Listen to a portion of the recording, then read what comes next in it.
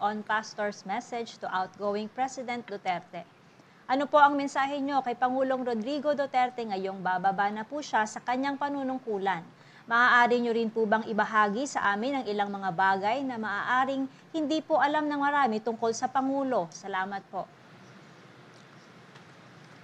Pangulo natin, for me, is a hero. Lahat ng ginawa niya, heroic. Hindi pa nagawa ng iba. Matapang sa revolusyon ng pagbabago. It's a revolution of change. We are living in a revolutionary era. It's an era of swift and violent changes. And ito, rather than lament it vainly, we must decide whether we be the masters or the victims of change. Our president became the master of change. Wow.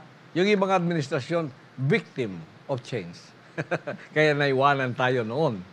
Ngayon, we are, through him, the masters of change. Wow. Yan.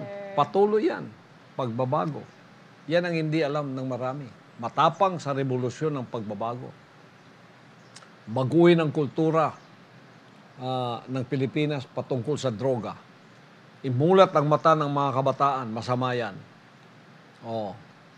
Tapos, girahin natin yung mga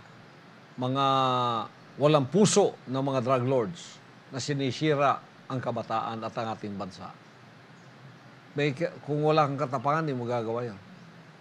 Paglaban sa kriminalidad, CPP, NPA, NDF, EO 70, NTF, LCAC, dapat maging institusyon na yan.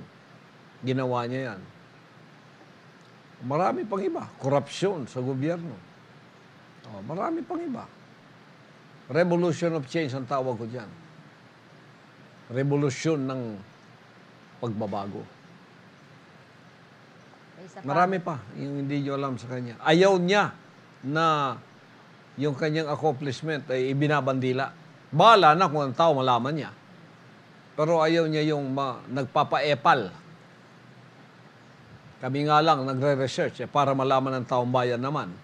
Pero hindi niya kami inutos noon. Hindi niya kami binayaran. Basta't gusto ko lang may bahagi sa buong bansang Pilipinas at sa mga Pilipino abroad na hindi nila alam kasi itong mainstream media, hindi ko naman sinasabing mga walang puso at mga walang hiya sila. Hindi ko sinasabi yon. Sinasabi ko lang, wala silang interes na ibahagi ang kabutihang nangyayari sa ating bansa. Kasi walang pera doon. Amen. Ako, may pera man o wala, basta't kabutihan, pag-usbong ng ating bansa, kung anong ginagawa ng isang leader o pangulo, ibabandila ko yan kahit gagasto pa ako sa sarili ko. National interest.